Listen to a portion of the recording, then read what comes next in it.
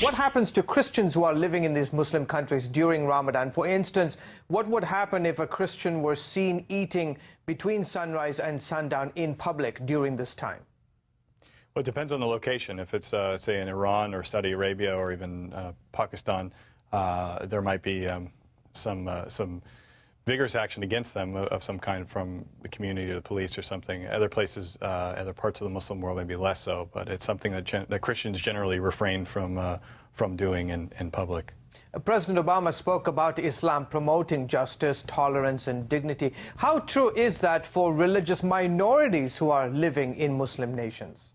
Well, it's a big problem. It's a big exception. The reciprocity, some have coined that term, is not there in terms of respect for minority rights. And in those parts of the world, they're largely Christian minorities and historic communities that don't have the same rights either under national laws or under de facto or de jure dhimmi laws of dhimmization, where they're second-class citizens. You made reference to this idea of a dhimmi being in dhimmitude within these Muslim societies. What do you mean? Can you expand briefly?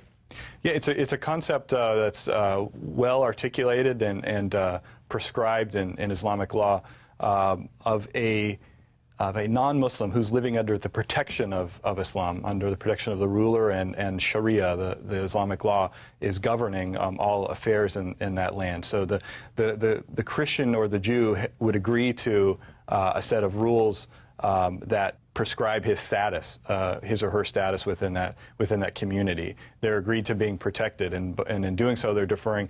They don't participate in military affairs. They don't have positions of leadership. They can't repair their churches. They have fourth of the status of a Muslim.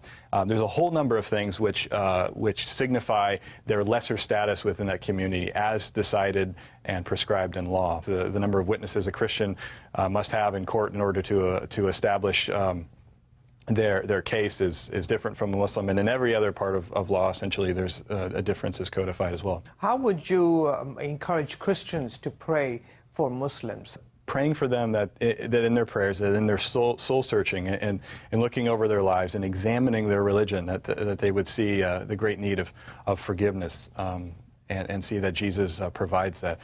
To see that his love and his justice are one, and that he has given himself to them. And if they can see that in Christian and the acts of love that we do, they would see a loving God that has shown himself in Christ. Okay, Marshall Sun of the Barnabas Fund. Marshall, thanks for joining us. Thank you.